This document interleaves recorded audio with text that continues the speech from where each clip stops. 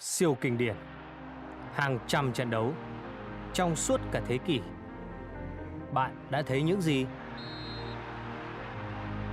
Thấy sự vĩ đại, phải chứng kiến những phép màu, ngược dòng và sụp đổ, sự thống trị và những màn trình diễn hoàn hảo.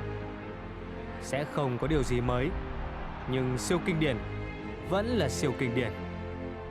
Hoàng gia Madrid đối địch những giá trị Catalonia, hào nhoáng, ngoạn mục nhưng không khoan nhượng và không bao giờ từ bỏ. Hai đội bóng, hai biểu tượng, nhưng vinh quang chỉ có một. Heartbeat of Spain, glorious stadium tonight.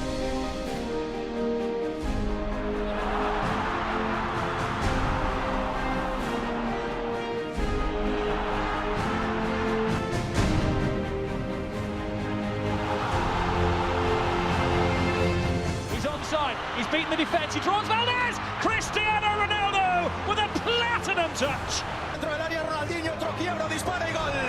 Gol, gol, gol, gol, gol, gol, gol, gol, gol, gol! That's what Lionel Messi has in mind. Messi takes everybody on, Messi has got it!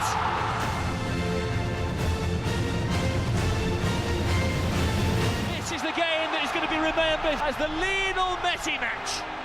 Cả trăm trận siêu kinh điển, những câu chuyện được kể đi kể lại nhiều lần, nhưng chưa bao giờ ta đoán được kết cục của 90 phút sắp đến, bởi vì đó là siêu kinh điển.